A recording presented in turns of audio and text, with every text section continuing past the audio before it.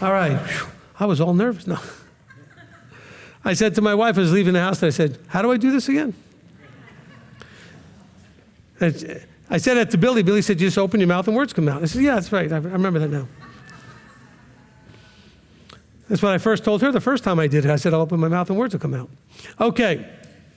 So hopefully that kind of got us right back where we left off, right back in the groove there. I don't know that how do I want to explain this? I don't wish what I went through on anybody, okay, this pneumonia thing. And some of you have family members or yourselves who've gotten very sick, or this may happen to you at some point. Take full advantage to learn the lessons that he may want to be showing you during that, okay?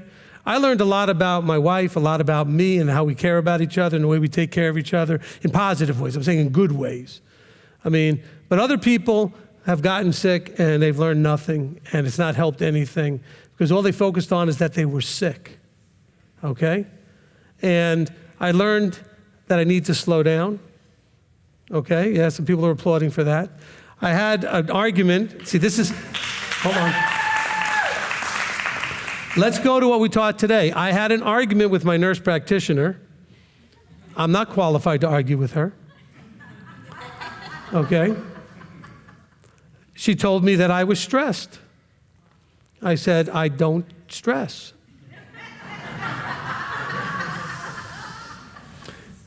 The problem was we were using two different definitions, okay?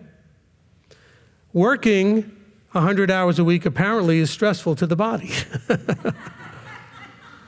I was thinking only of stress as, when I talk to people to tell me how stressed they are, it's the fear, the anxiety, the panic, the frustration, the overwhelm that they get. I don't get that. But this body apparently can't do what I was doing with it. It stressed my organs, my kidneys, my livers, whatever it was, I got a whole lab report also. And so I have some things I need to address, but mostly it's because I have stressed my system.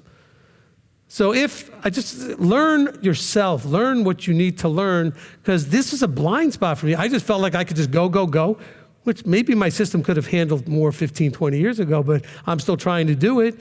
And the only way to get me to stop was to give me full-blown pneumonia and make it so I couldn't even get out of a chair. And I couldn't without someone literally pulling me out of the chair, okay? And so I had to stop. I couldn't even sit and try to do work because my mind couldn't focus on that kind of stuff because I was in 102 fever, for like 2 weeks. So if you are to get anything happening to you that kind of shuts you down for a while, there may be something to learn in it beyond just the fact that time and chance and you got sick, COVID, or whatever you got, right? But there may be some other stuff. And so you will see that, hopefully you'll see that I will be doing a little bit less during the feast. You see how I let Billy do some of the stuff today? So I got to go sit in my office and just kind of relax, because after doing all the stuff I did this morning with Zone 2 and everything else, these things fatigue me, okay? I have damage to my lungs, I have scarring to my lungs, because that's what a pneumonia will do to you. And until that all heals, I have to remember that, I will get fatigued. And as it is, I've got the rest of this service, then 2 leadership meetings tomorrow and a wedding, So I have to try to pace myself more than I've done in the past. So this is what I'm teaching you, though, here, the same thing. I was in a delusion that these things were not affecting me, okay? Because in my mind, I was only looking at a very narrow band understanding of stress. Okay? And I don't think delusional at all. I don't stress that other way. People will tell you I don't get anxiety about things that other people do, and I don't. But the strain, the stress on the body, pushing it the way I do, etc., I had allowed myself to be blind to how much it was affecting things. I just thought I could just go. I told people all the time, I know my limits. I'm not hitting my limits. I was wrong. I'm humbly going to stand before you and tell you I was wrong, okay? But I thought I could just, So be honest with yourself. And sometimes Abba may, if you're not able to do it, he may have to do what he did to me. He might have to get your attention some way where you have no choice. But just like in the verses here, I was trying to argue with the person that really knew better than I. I said, okay, maybe I'm not understanding. And then she explained it to me and I ended up agreeing, okay? Because I only could see that one narrow band. When I hear the word stress, I'm thinking anxiety, panic, fear, what most people go through when they say they're stressed. This is more physical stress. So then my body responded with stress response, okay, when it was pushed too far. Okay, so these words I just took for myself too as I'm reading it, because I saw myself doing some of that, okay? All right, so this is called the Afterburn. So if you have comments or questions, you can raise your hand. And Steve is coming around with the mic, and then we've got Rob on the live stream desk. You got Kurt on there too? All right. And so you guys on live stream, please behave and show respect to those guys. All right. Most of you do. Occasionally we get some new people that don't understand because they haven't gotten there yet, right? Because we're going to not judge them, but they just haven't gotten there yet. All right, Craig. The detoxing process is quite a process. I don't think you ever realize how toxic you are until you start to detox, and you can smell yourself, and it's disgusting. And if you do that, you want to get rid of it. Spiritual as well. There was one I guess passage that really helped me spiritual wise as the detoxing, and it's Proverbs 30. It starts in verse 2. For I am more stupid than anyone, and do not have the understanding of man. I have not learned wisdom, that I should know the knowledge of the set apart one. Great verse. And that's Solomon writing it, so, you know. Yeah, that's when I figured that out, that Solomon himself is, or likely that Agar is Solomon, is writing it towards the end. Yeah. There's quite a verse, and then there was one in Jeremiah that I think is an acceptable prayer for knowledge. And oh yeah, I know that the way of man is not in himself, and it is not for man who walks to direct his own steps. Oh yeah, chastise me, but with right ruling, and not in your displeasure, lest you bring me to naught. Amen. Now let me okay, so I've heard that verse many times, and now let me just take that in the new way that we're kind of packaging things. What verse number is this? I can read it again. It's 23. Jeremiah? 10:23, yeah. Jeremiah 10:23. I want you to hear something in there that, because of the way I've been teaching now and what he's been showing us, when he says, I know the way of man is not in himself but his steps, but then he goes, chastise me not in your displeasure lest you bring me to naught. It's not because he thinks Yahweh would do that, it's because that's the way people do it. And so he's concerned because he hasn't understood that yet. So think about that too when you look at the Psalms and David says certain things, other things is that we have to keep remembering he's not us. This is how man would react. Man might chastise you out of their what? Emotional place. And that's not where you need to be. You know, I've talked to parents. Don't spank, don't chastise your children when it's anger. Because now you're attacking them because you're offended, you're angry. Chastise them when you're calm, and then they understand, I need you to know what you did was wrong. But you're not going to come across right if you're angry, if it's coming out of your displeasure. So, because sometimes people think, why would he think that that would be what Yahweh would do? Because he's used to what man would do, okay? And he's asking him, don't do to me what man would do what you would do. So thank you for that, okay? So maybe that distinction helps somebody, you know, when you're looking at things, okay? All right, Janet? Yes, Rabbi, what a blessing to have you back and a privilege to I really sit in appreciate here. it. I feel I needed to be back here. This is the longest I've gone, except for that, you know, little 7-year journey thing. This is the longest I've gone without teaching. You know, even when I've traveled like several weeks to another place, I taught everywhere I was. So it was very strange not to teach anything for almost 4 weeks. So It's really a privilege for me and all of us, I know, to have you here, Rabbi, and listen to you. I have a question about 6:38. When it says, with the same measure with which you measure, it shall be measured back to you. Is he here talking about judgment, like judging people the way you will judge? You will be judged, or what is the measure that he's talking about? Yeah, I mean, look, he's talking about reaping and sowing. All these things kind of tie together. He's saying, look, if you're just going to love little, you're only going to get little back. You're going to love abundantly, you get a lot back.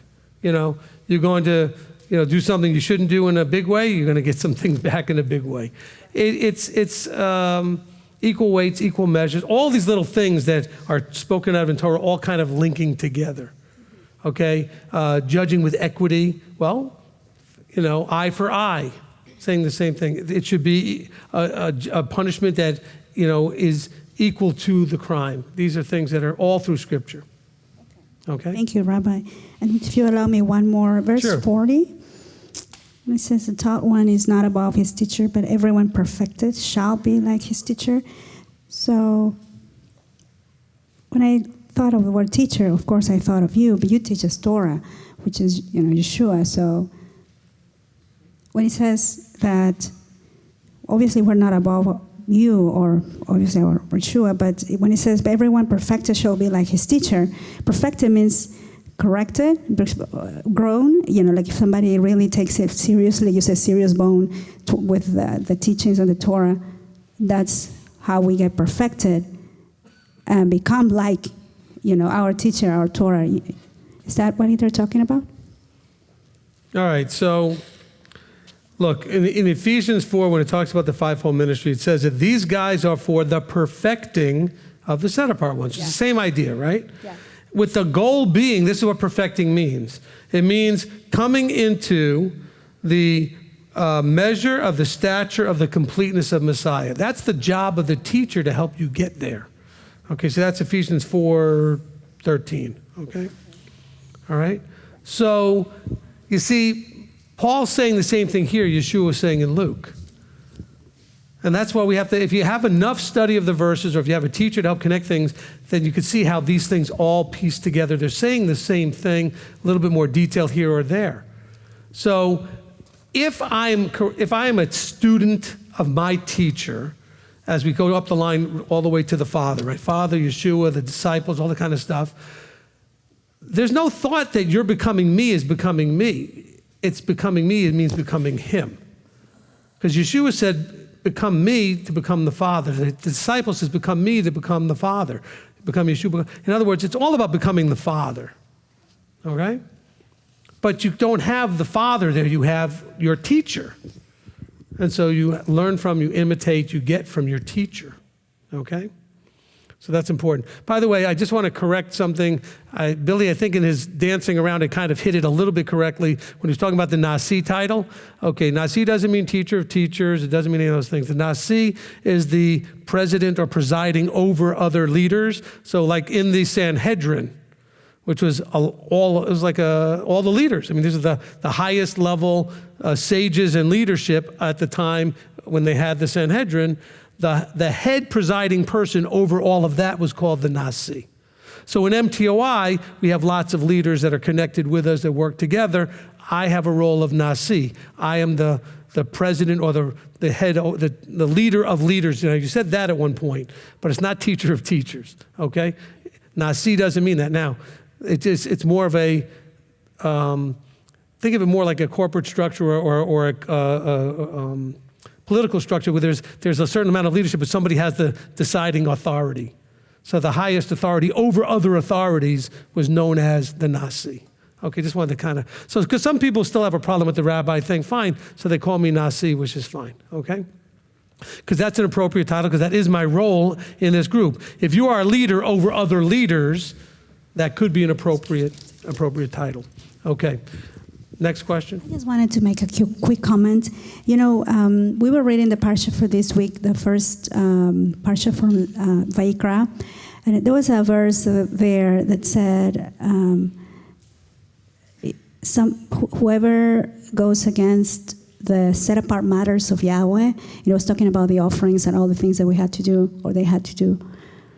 So when you were saying that we don't take this serious enough, it really brought back that verse, because I would think it really got my attention. The set-apart matters of Yahweh really is, he's so above, if we go against him, we're going above the highest law ever that will ever be, right? So being serious about it means recognizing with awe and reverence that he really is the utmost, the highest of ever.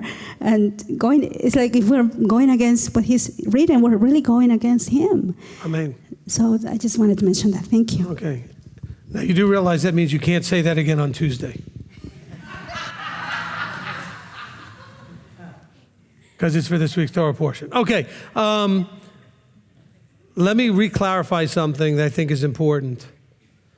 I don't think for 1 second that you're not serious. I think there are areas that you are avoiding being serious about, that you're still not comfortable to be serious about, or you're not comfortable to yield to the reality of what's in that space. Whether it's counseling, submission, some sort, there's still, now I know you're incredibly serious about some aspects of this, maybe huge amounts of aspects of this. What you want to find is where are you still reluctant to be on board? What are those areas? That's the problem, okay? I know you're here because you're serious. You're sitting through a 4-hour service. You have to be serious, okay? But examine yourself and think, okay, when he reads certain things, again, remember, I'm just reading it, right? But when I read certain things and you recognize, I'm not really doing that. Those are the areas I'm talking about, okay? Or I'm not comfortable to do that. Or I'm reluctant to do that, whatever it is. Because I know you're real serious about certain things. As a matter of fact, you post them on your Facebook page and get in everybody's face. You need to stop that, okay? But I know you're serious, okay? You're not here because everybody's here just goofing off because you're taking, a Saturday to spend all day here with each other. You're here because you're serious. But there are some places still that are very weak, because there's something about that area that you either don't like, don't want to do, or whatever. And it could be, and often it has to do with the vertical structure and submission and leadership. Because that's the hardest part, because that's the part we've always had so much abuse and neglect and everything else from. But when we're reading through things, maybe you have a problem with the plank and the twig and you like to look at people and judge, or maybe judge not lest you be judged. Whatever it is, when you hear it, you have to be asking yourself all the time, am I serious about that? Am I serious about that? Every time a teaching's going, just keep asking yourself, I wonder if I'm serious about that. Oh, wait a minute, I know I'm not serious about that. Write it down, okay, or something. Because I know you're serious in general, okay? But just like a tiny little bit of poison will kill you, one little bit of not serious area in your life is going to kill you too. This isn't a game. Like she said, this is the most serious stuff there is. Our Most High expects complete submission and obedience and trust that what he teaches us to do will benefit us and give us the things he promised, okay? But he expects that you will do everything that he says. And that means even the things that you don't want to do. And a lot of you have to look inside and go, what is it that I don't want to do that, okay? And those are the areas that we're talking about, all right? Okay, because that's where you struggle. That's where the delusion still is, the toxicity. Mostly it's pride too. I don't want to do that. I don't want to talk to him. I don't like him. I don't like the way he talks to people. All right, hold on to that and see what that does for you. You're going to have to figure it out. I've had people tell me, I'll never counsel with you. I say, okay, that's your problem. What do you want me to do? Okay. All right, Steve? All right, I come up with the word, I was let her go, but in 46 was a la carte. We got to stop treating the covenant like it's a la carte. We can't do what That's we want. well said. I like that. It's not a la carte. You got to do it all. Okay? There's no pick from here and pick from there and whatever.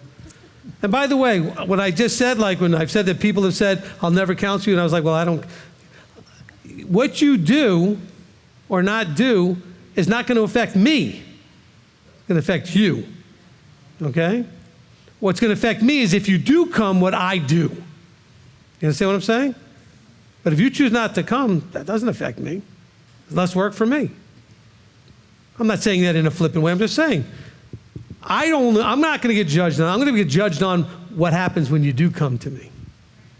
Okay? Steve? All right, and then in 36 at the beginning is talking about compassion. But I wanted to make the comment, just because we expect others to be compassionate doesn't mean we should not take responsibility for our actions, accept the consequences of our actions. Because even Abba, I believe, is compassionate in serving up consequences. Okay, listen, you know what? I'm really glad you said that because it triggered something that I can really... Never! Some of you thinking, Billy didn't talk to us like this. All right. Never, listen to me, never get in anybody's face and say, you need to be compassionate. Because it says it right here. No, it's not. Look, we are told to be compassionate. And if someone doesn't give that to you, then you should be praying for them that there's something broken there that they didn't give it to you. Don't get depressed. Don't get hurt. Don't get offended. Well, they didn't. All right? But don't throw scripture and people say, well, you know you need to do this. It says to do. Abba will take care of that. Now, when I'm saying that, I don't mean like unless you have the role, like if I'm talking to one of my children, to be compassionate to one of the other children. Okay? But if you with your spouse, for example, or you with another member of the congregation, and you go, oh, well, you need to be compassionate. Oh, you need to forgive me. Or you need to stop that.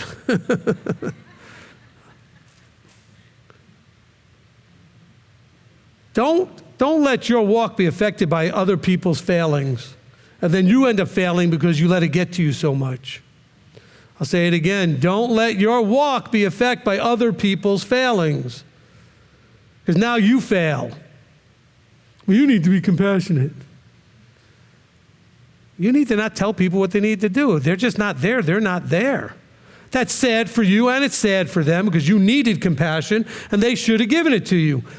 But that's just where you are at that moment, okay? And so don't weaponize this and get in people's faces. Take, what Peter and others said, what a wife or a husband's supposed to do. Well, you need to live with me with understanding. I said, who can understand you? That's what some spouses say, Dwell with understanding. I don't understand. Okay? But I'm just saying is, and some of the ladies are like, well, you got to treat me with this and that like the weaker vessel. I said, well, then act like a weaker vessel. Some of you want to be treated like a weaker vessel while you're beating down your husbands. He's not thinking you're a weaker vessel. He's thinking he needs to get like armor and a shield. Don't weaponize the word. Listen, shh. It's for you or the appropriate authority to use. Not, when I say it's for you, I mean it's for you to receive. That verse about compassion is not for everybody else, it's for you. The only person who should be telling somebody they need to be doing that stuff is somebody in the right role at the right time in the right relationship. Not the person who needs it at that moment saying, but you need to be compassionate. That you needed it, yes. They're not ready to give it. Now you're only going to get more upset and start a bigger fight. Okay? Don't weaponize this thing. It's sad that you shouldn't need it. It should be good if you get it, but you should be okay if you don't get everything you need. Okay? You should still have enough strength inside to be okay. But so-and-so hasn't forgiven me. That's sad and unfortunate, but you still can be okay. All right? We are very weak inside. And so easily things put us into a place of being distraught and depressed because we didn't get what we thought we should have got from somebody. I'm doing that to people all the time. Not on purpose, but I mean they're not always getting from me what they want. And then they allow that to implode them. Well, you didn't answer my email. I didn't answer anybody's email in months. Sorry. Okay? I've been out of it in almost a coma for 4 weeks with 102 fever and pneumonia. What do you want from my life? Right? But in the meantime, you have to find some way to be okay and survive until we can get to some of those things. You have to get past all those hurts, all those disappointments, all those missing things that you think you need or you can't move forward. No, it would be appropriate and nice if you had them, but you still have to find a way forward, even without it. Instead of just, now you put all of your movement in someone else's hands. That is just foolish. Okay? Well, this person, blah, blah, blah. Okay, so we can work on that and everything else, but you got to still find a way to be okay, move forward, even if they never fix it. What are you going to get? Why would you give that much power to other people? All right? Steve, go ahead. Okay. All right, and then in 38, it talked about how we're supposed to give, and I thought you could cover the importance of not giving half-heartedly, even our compassion or forgiveness or anything else that we should be, our whole heart should be in what we're doing to actually get the fruit we expect. Okay, look, that's a really good point. You can be there for somebody, but you cannot really be there when you're doing it, and they feel it, they know it. You're there, but you'd rather be somewhere else. So when you're giving, and whatever it is you're giving, there should be nothing on your mind, in your heart, but what you're doing. See, we're terrible, I don't want to sound new agey here, but we're terrible about being present in our moment. Because usually we're so busy with the past or the future that we're not actually here, fully here. Okay? And so one of the greatest things that happened in my marriage with this sickness, not that we had terrible things, but is that she was so busy and I was so busy that this forced her and me to be able to give each other that full attention, because I needed that attention, because I needed that much of caregiving, okay? Where other times, if I might have needed attention or she would have needed attention, we're both looking at each other, why can't you just do that yourself? Well, I'm busy. I'm just saying, people do that. Why can't you just do that yourself? I'm busy. So sometimes you need to have a way to realize the person.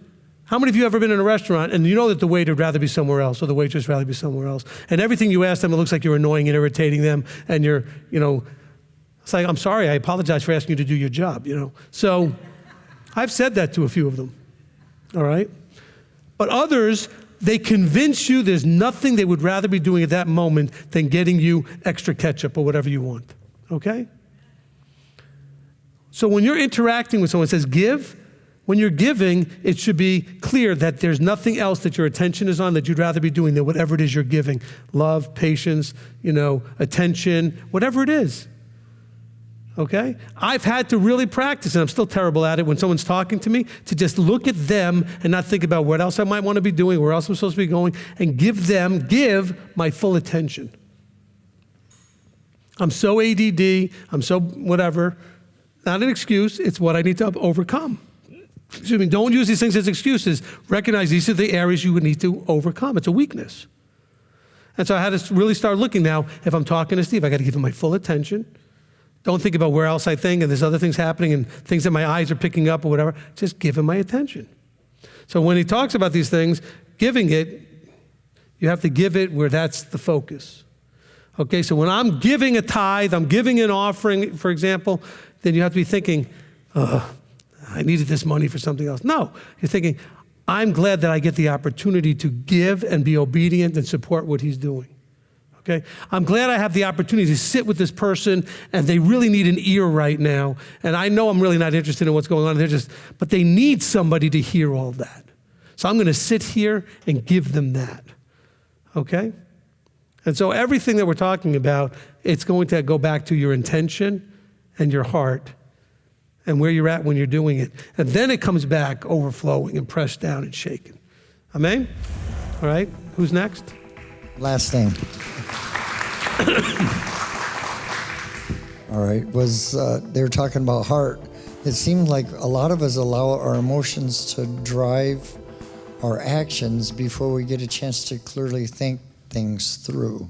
And that Brian indicated at the Torah portion, how it seemed that in Exodus 40, their attention was on the inner portion of the temple, so he had indicated how we should be working on our inner selves so we could I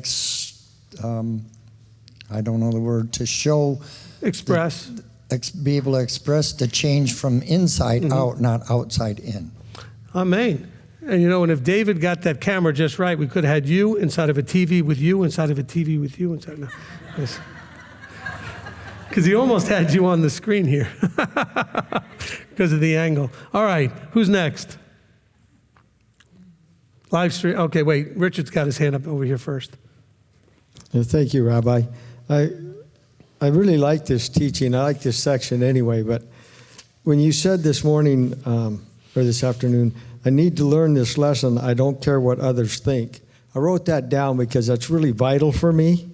But as I listen to the Afterburn and I'm thinking I only like the first half of that. I do care what others think. I try to not go there, but I'm thinking my personal struggle with Shabbat is that from Friday night to Saturday night, I need to be focused.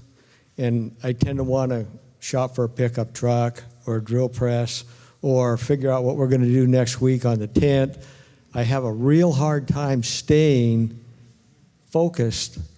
And what I realized is that what draws me away is I don't want to seem rude when I say, is that Shabbat worthy? Or should we be talking about that? Or et cetera.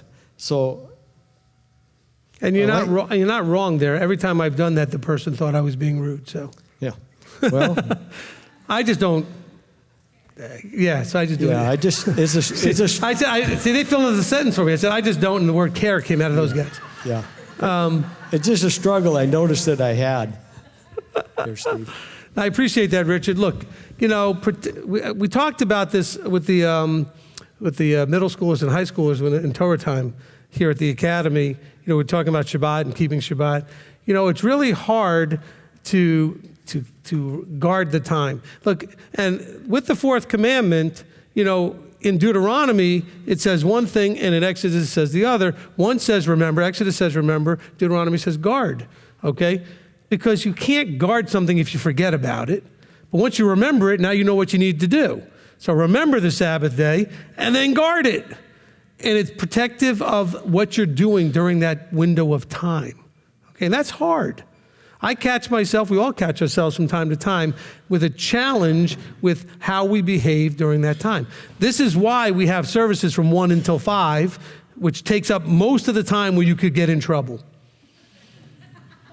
I mean, think about it. You come home from work, it's Friday, prep day, you have a nice meal with your family, you might, call it a night pretty or whatever early, it's been a long week. So that Friday night's not too tough. Saturday, you might want to even sleep in, you have a nice breakfast, etc., and, with the family, and then you come here. It minimizes the problems, okay? It's right before services starts, conversations, and during the meal afterwards that we can run into more challenges than any other thing. And so I kind of like that we run almost 5 hours. It kind of really keeps everybody with something to do. Because the people that struggle, okay, we get people all the time saying, I don't know what to do all day. I say, well, watch the service. It's 4 hours. It takes care of a big chunk of it. It's almost 5 hours, 4.5 hours. Okay, so then you have something to take up some of the time. All right?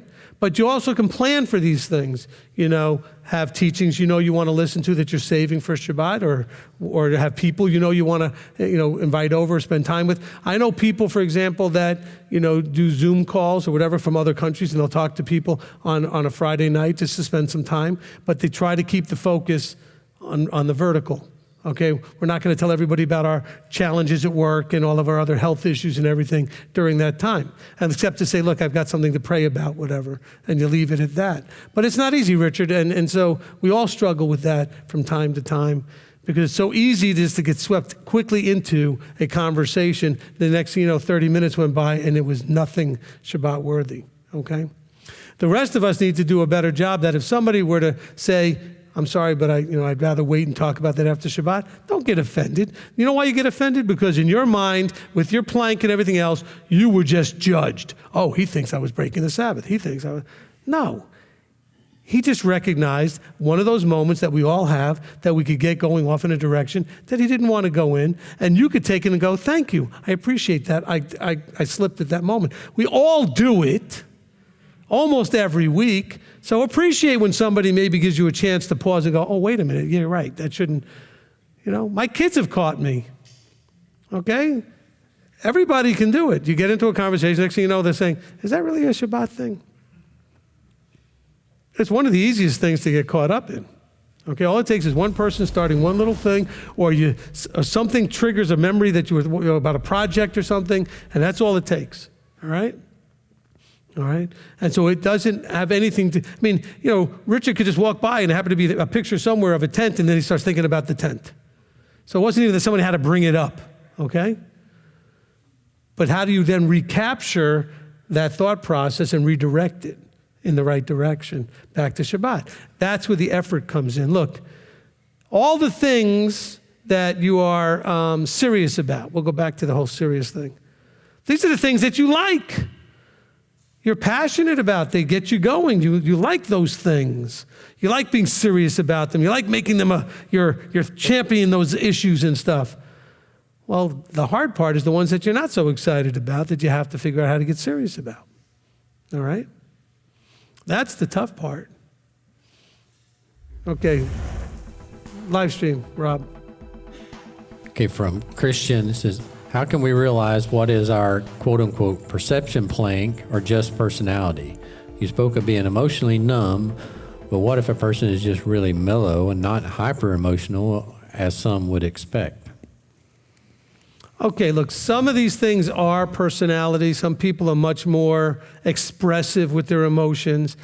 I'm talking about you would know if you're feeling the appropriate emotion, okay? Or if you're allowing, the big thing is this, and I talked to when we do the color code and everything, by the way, I am shining in my red colors here. When we did the color code personality test, the red, the blue, the white, and the yellow, etc., my whole point was that if the negative aspect of your personality, your color, is allowed to grab the steering wheel, that's when you have problems, okay?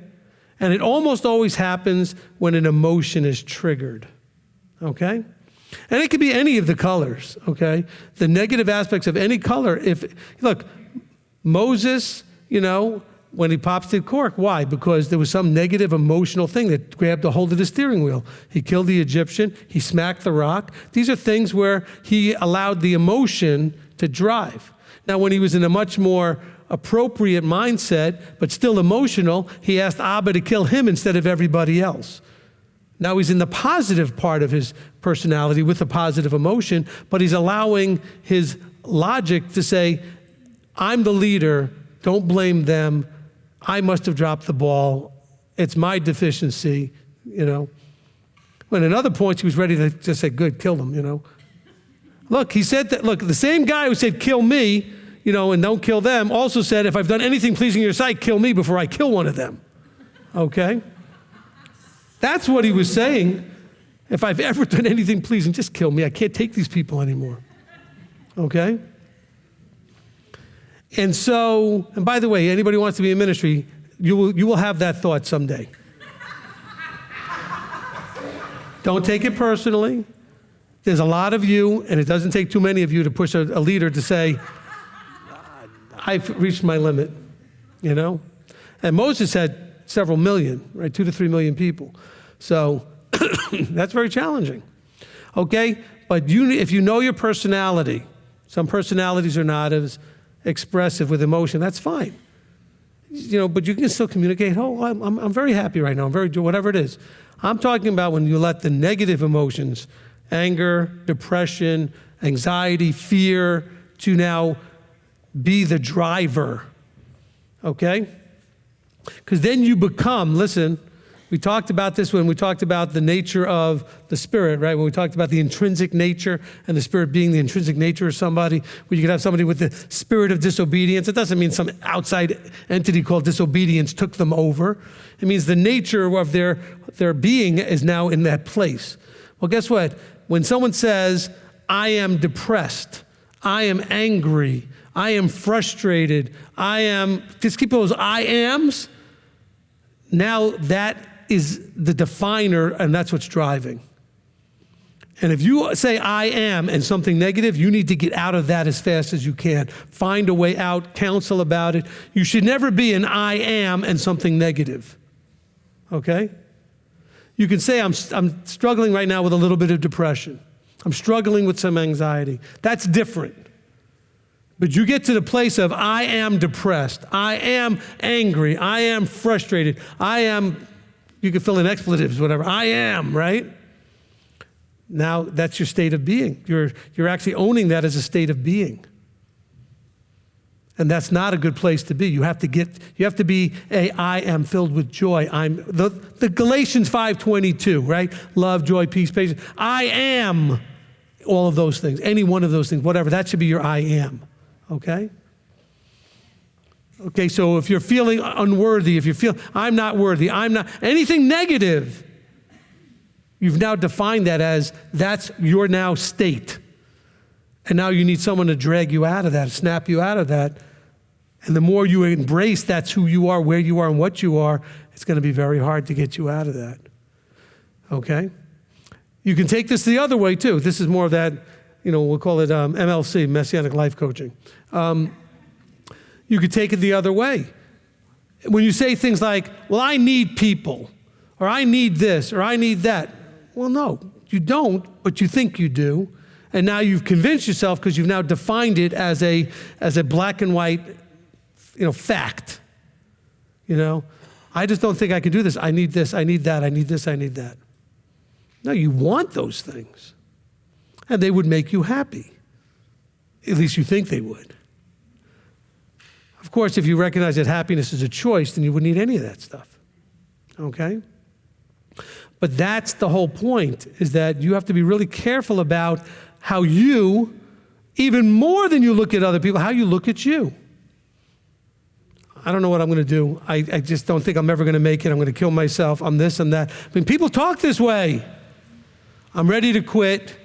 Nothing ever works. Nobody likes me. And you globalize too. Even though the people standing right next to you go, but I love you. Yeah, whatever. They've already decided they can't receive that. They've already made a decision. So it doesn't matter that you're standing right there going, but I love you. They can't even process it because they've now decided I am. Okay? It'd be like taking this pen, okay, and this pen has now decided it's a fork, and trying to convince it it's not a fork. Okay? Because talking to the pen, it has no ears, it can't hear me, right? That's what it's like talking to a person who's decided, I am depressed, I am angry, I am frustrated, I am a loser, I can't do anything right, I am. Okay? Because now you're trying out from the outside to break into that locked in I am. Easier when they say, I'm struggling, I feel like I'm depressed a lot, I get depressed, or I get anxiety, or I get, anger, or I get whatever it is, right? That's not yet an I am. Much harder to deal with the I ams, okay? Because now the only way to work with that is they have to get there. It can't come from the outside. I have to get them to choose to reevaluate, okay? If they're feeling, I'm just feeling something, I can help them maybe feel differently. But when someone says, I am, well, then you're the only one that can fix that. You've got to decide you're something else now, okay? If you say, I'm depressed, you could also say, I'm happy. No, I can't, I'm depressed.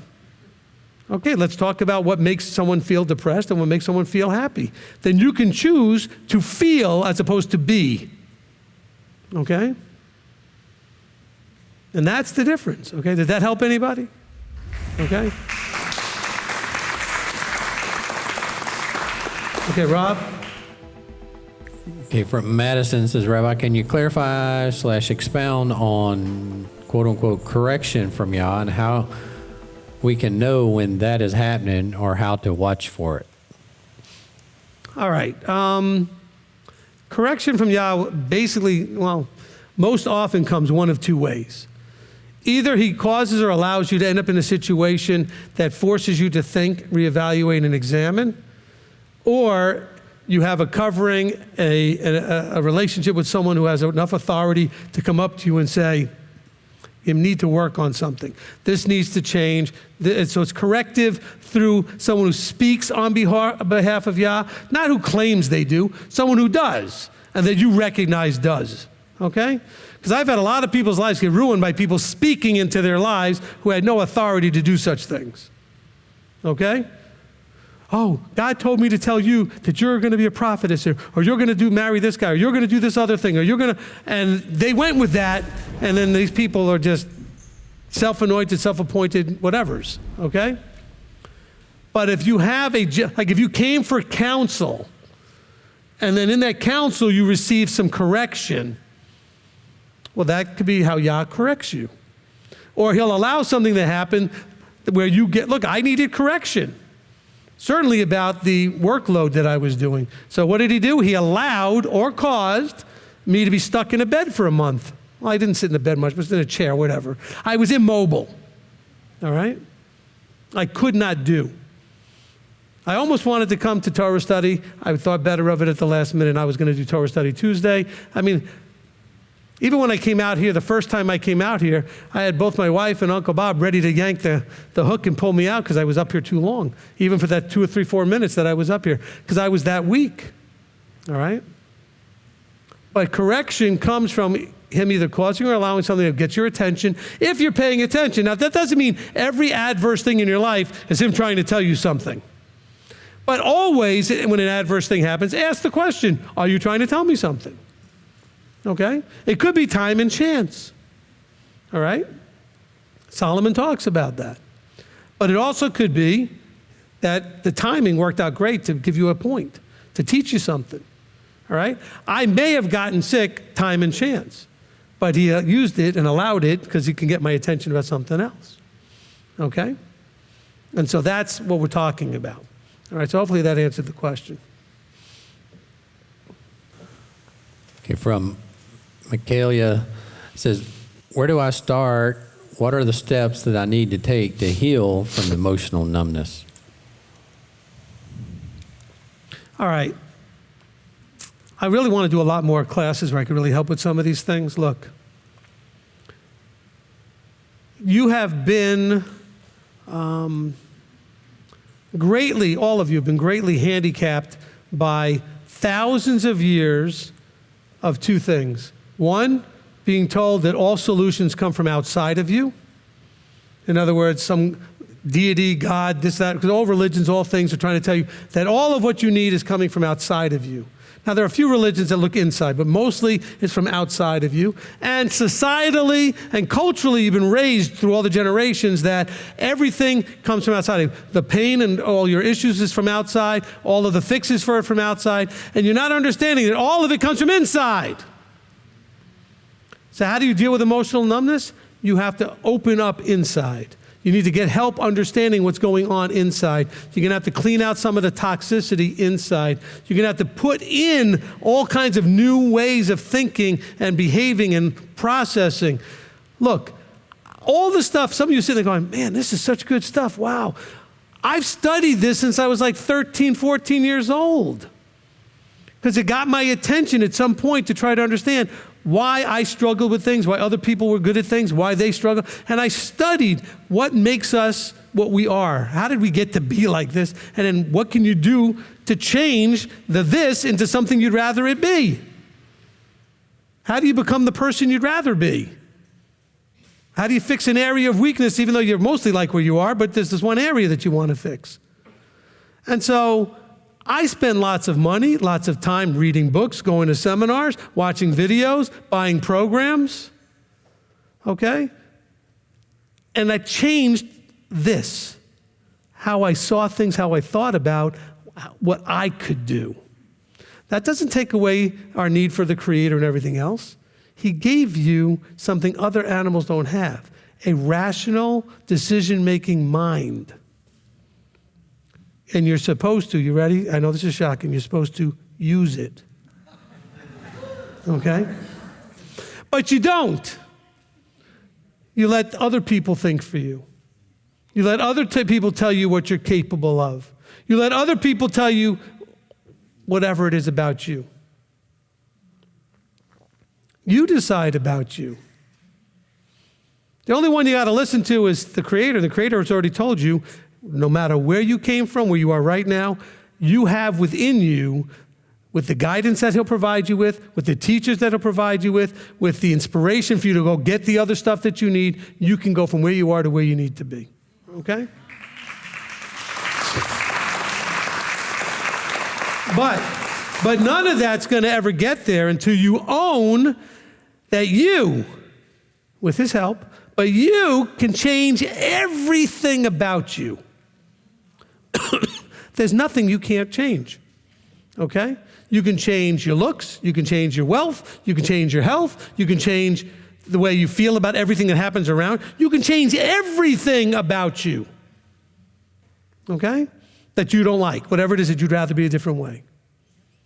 But don't let somebody else tell you you need to change something about you. It has to be what you think you need to change and what you want, and have Abba show you what you need to change, all right? Okay? And you also have to recognize, and this is it's sort of a really important thing, not only can you do it, but the reason you don't in a lot of areas is because you're still too comfortable there, okay? You're still too comfortable there. Most of us deal with a weight problem to some degree. Why do we not fix it? Because we're still too comfortable, or it just seems like too hard a job to fix it. Most of us struggle with other adverse habits, smoking or this or that or whatever it is. Why don't you fix it? Because it's too comfortable and more effort to try to fix it, okay? Oh, I used to brag, and my mother had friends who used to say, oh, I just want to live long enough to see, Steve with a belly. Because I used to eat everything, and I was skinny as a rail. I was like, yeah, whatever. And now I got a belly. But I always was like, if I ever started to get one, boy, I would just hit it like that, and I changed and you know what? I didn't do it. Why? It was more effort in my mind to fix the problem than to just, it's not that bad, okay? Until it's not that bad, got a little worse, and a little worse, okay? But we have to stop being intimidated by this is how I word this, pay attention. Don't be intimidated, not by the effort, but your perception of the effort necessary. Do you hear what I said? Because you think something's going to be more effort than you were willing to put in. That's a perception. It may actually be true that it's a lot of effort, it may not, but your perception already before you even tried it is it's going to be too hard. It's going to be too much work. It's going to be too miserable. I'm not going to have any joy anymore. I love food, or I love this, or I love that habit, or I like doing this thing. Well, but you're also miserable on other levels because you have not fixed it. Okay? I'm going to give you the simplicity of all of Tony Robbins' teachings, okay? The great motivational speaker. Here's the simplicity. Everything you do is always a balance between your perception of pain and pleasure. All right? Whatever is more painful, you're going to avoid. Now, we do things to seek pleasure, but pain is a bigger motivator. Okay? Well, I know how good I'm going to feel if I lose the weight, but I don't want to do the working out and depriving myself of the food. It's the pain that's going to motivate you more. You want to get motivated to fix something? Create in your own mind more pain to not fixing it than fixing it, and then associate tons of pleasure to fixing it. Okay? But we allow others and our own emotions just to willy-nilly do whatever. There you go. All right? Just to willy-nilly do whatever they do.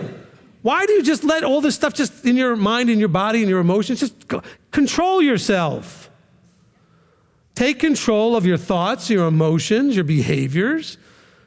Okay, grab a hold of the captain's chair, sit down and drive. Instead of everybody else in your life, your emotions, your feelings, your this and your that, to drive everything. You can change anything and everything in your life. Anything. Oh, but you don't understand. No, you're not listening. I've studied this for more years. You're not qualified to argue with me on this. Okay? I don't think there's a person here who studied this as much as I have. Okay? Remember, I'm 57, almost 58. I've been doing this since 13. That's a lot of years, okay? I probably know it almost as good, only because of the anointing, almost as good as I know the Scripture. The only reason I know the Scripture better is because he tells me what to do and all that stuff. But as far as actual study, actual hours of study over more years, I put into that. And I'm telling you, there's nothing you can't do. Nothing. I mean, after all, if the loser perception you may have of yourself, he's telling you could be in the kingdom with eternal life. If that's possible, what else can be possible? Anything. Okay? Think about it. If you, being the mess you are, he's telling you you could be in the kingdom with eternal life and right there with him and everything else, if that's possible, why would you think anything else isn't possible? You could do anything if you want it bad enough and you're willing to pay the price. You know, we talked about, in this verse, we talked about, what happens if you build a house on the wrong foundation. There's another verse that says, who goes to build a house without first counting whether or not he's got enough to finish it and can count the cost? All right? If you haven't leveraged yourself, see, what you've done is you've gone and said, okay, I want this and I'm here now, but I'm not willing to pay the price to go here. Well, if that's the case, that's fine. Then be okay with it and stop whining about it over here. You understand what I'm saying? You don't have to be over there. Well, but my friends and my parents who cares what they say? This is your life. I'm trying to be, okay? But you need to hear that. Stop letting everybody push you around and manipulate you around. At some point you need to recognize if you're not 12 anymore or 15, but you're 30 or 40, it's your life. And you can tell everybody else they can sit on the side and watch, but they don't have a say in it. Okay?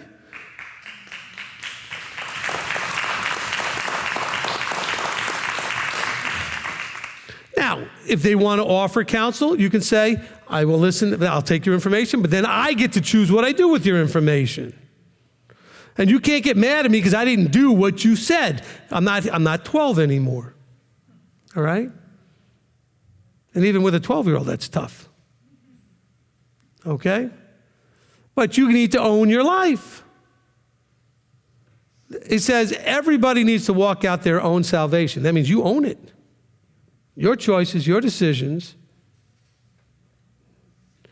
and anything is possible. We know with Elohim, with Yeshua, all things are possible for those who believe. Now, let me rephrase that for you to understand that it's not those who believe in Yeshua. It's for those who believe that it's possible. Okay? The reason you can't do what you don't do is you don't think you can do it. I know that there has to be things in your life that you did that you didn't think you could do, and you were like, I can't believe it, I did it. Well, why aren't other things possible if you did that thing you didn't think you could do? I don't want to just sound like a pump you up motivational speaker, but this is connected to your scripture. You're not going to get into the kingdom and all those things that he's saying until you believe you can be that person. You have to believe you can become that person, the person that gets to hear, well done, good and trustworthy servant, as Billy taught for a couple weeks. Okay? You have to believe you can be that person. And if you believe it, then you'll start to do the things to achieve it. All right? If you don't believe it, why would you make the effort? What's the point? I'm a loser. He's going to reject me like everybody else in my life has rejected me, and I'm just going to fall on my face like I always do, and everything's going to blow up and explode, and I'm wasting my time, and I'm just going to be even more depressed because I had this little carrot dangling in front of me, and it's just a tease because I'm never going to get there. That is all utter garbage. Okay? And I had a lot stronger words I wanted to say.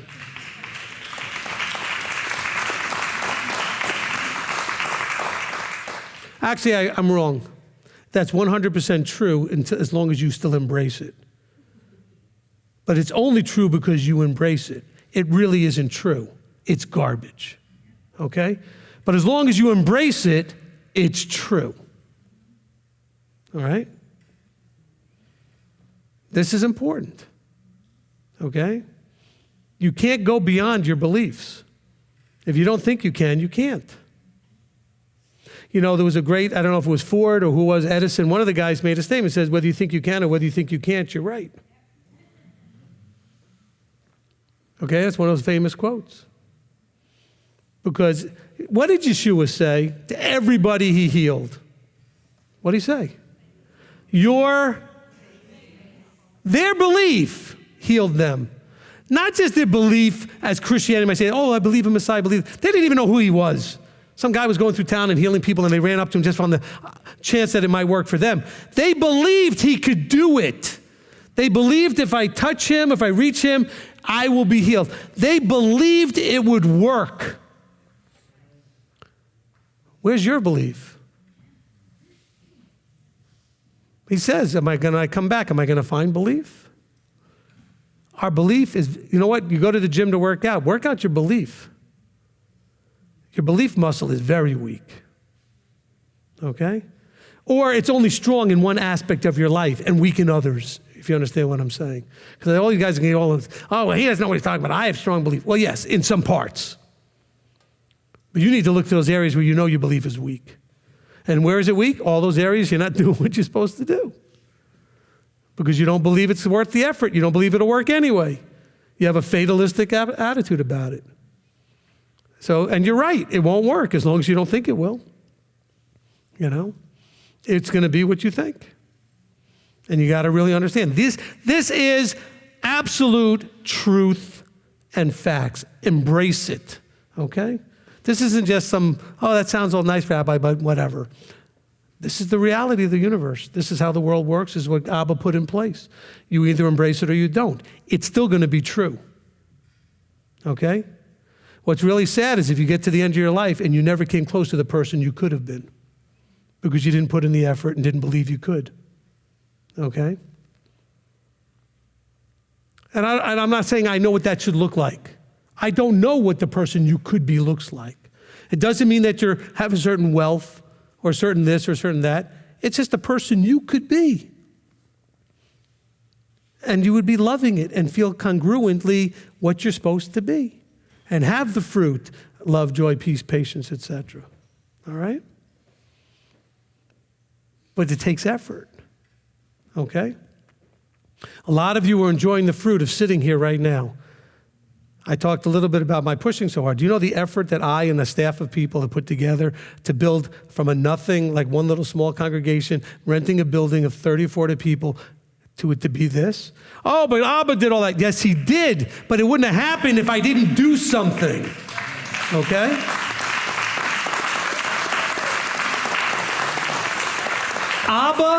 Abba didn't go around looking for a building. Abba didn't go out and buy the chairs. Abba didn't go and get the cameras. Abba didn't, you know what I'm saying? He provided the ability to go and get all those things. People still had to do all these things. Okay?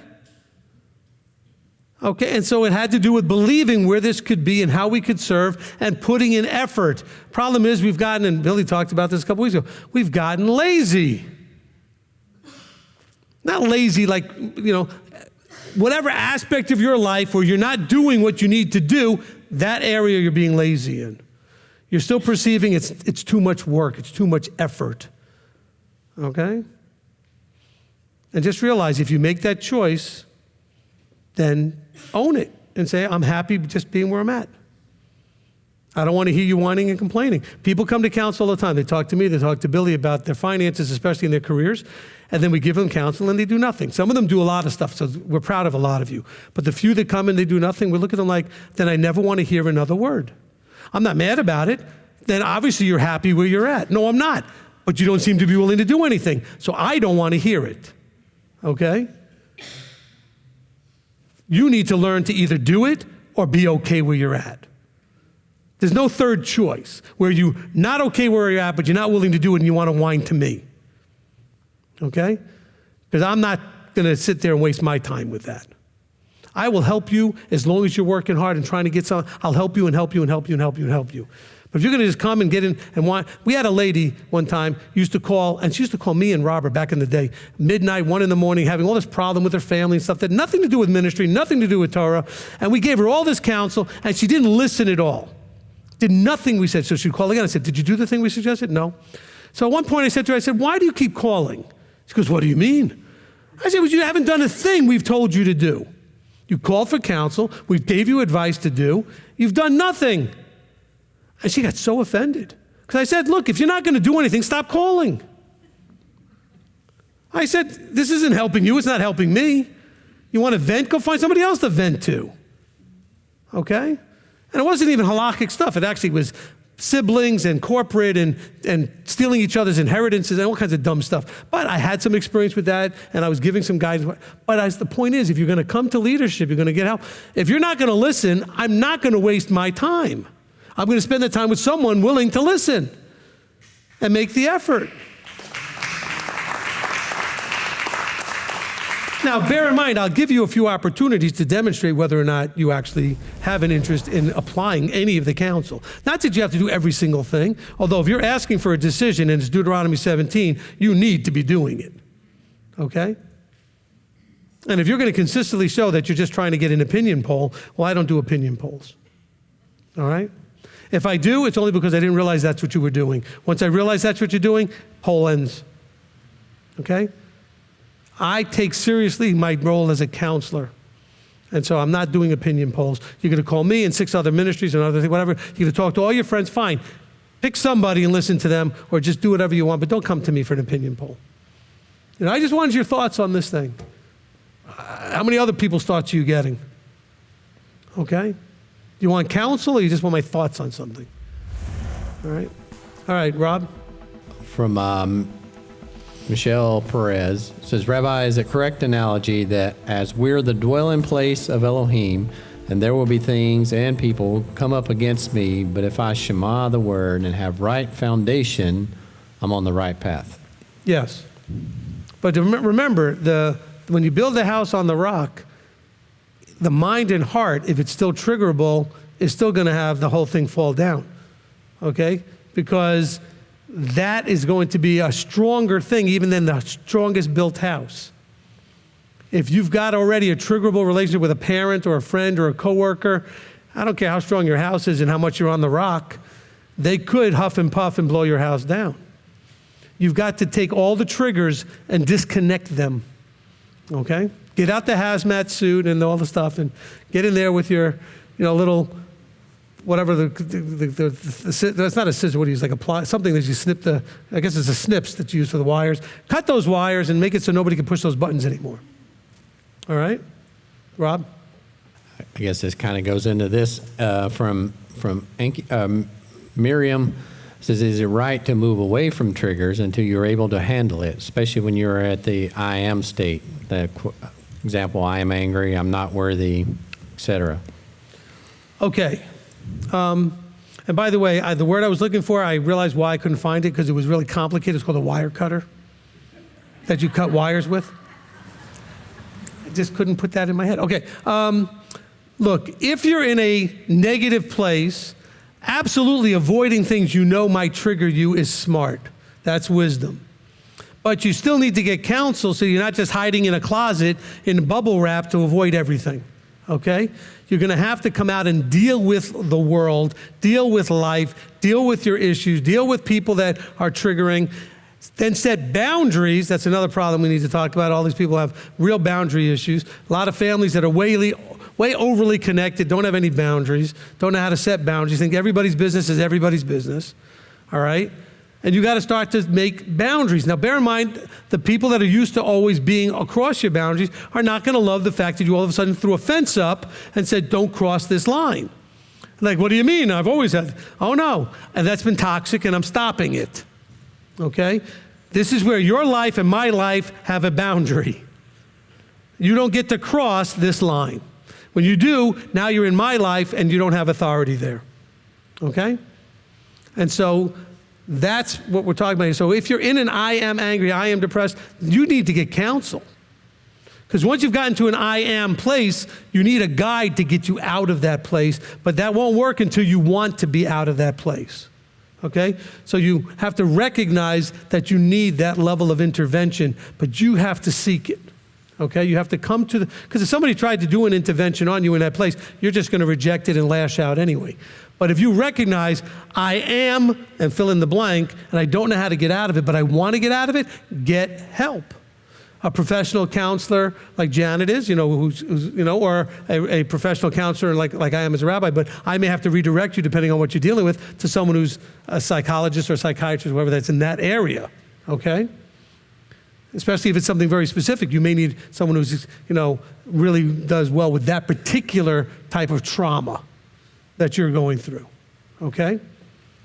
All right? Because if you're dealing with, some sort of depression that's related to just struggles in your life and failures and stuff, you may need different counseling than if you were sexually abused and other things that need to be processed. And the person has to know how to walk you through those things, all right? And so if they don't know how to deal with that because they haven't really worked with people in that area, then you need to find someone who specializes. All right, next. Okay, last one. It says from Gershom, says with Luke 6:45, says, I'm in recovery from alcoholism and tobacco addiction a couple months now, and I struggle bringing good fruit and not letting overflow of negativity leave my mouth. How do I fight this? Look, when you're new, the biggest thing that you need to do is be patient with yourself and be persistent trying to take that step forward, okay? You know, look, it's almost like, let's use Alcoholics Anonymous as a thing where the first thing you have to do is acknowledge that you have a problem. And then recognize that it's a daily battle every day. Okay, those are two sort of bad, I've never been, I just talk to people, so I know that. I'm guessing that for the most part, that's right. I am an alcoholic, which means I have this weakness disposition, and I recognize that every day I have to deal with this. I'm not going to ever be a place where I can just say, I don't have to worry about that anymore. It's something you need to be aware of. So whatever it is you're struggling with will get easier over time as the habit develops of dealing with it, but you need to recognize it could pop up at any point. You know, my mother quit smoking in 1960-something, whatever it was. But she's told me about 10 years ago, someone brought it up as a question, and she said, oh, yeah, she knew with just one cigarette, she could be right back. It would just take one. She said maybe two, because the first one might choke her to death until she got used to it again. You know, but I'm just saying is, now she hadn't smoked, and she still hasn't smoked, but I'm just saying is, but I heard her say this to someone in a discussion where they were talking about how when they quit and whatever it was. She said, but she knew, one.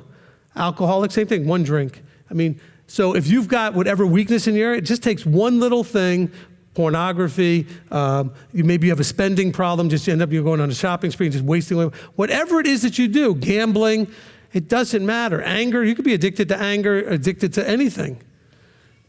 You can't dip a little tiny piece of your pinky into that area. It'll trigger it all going forward.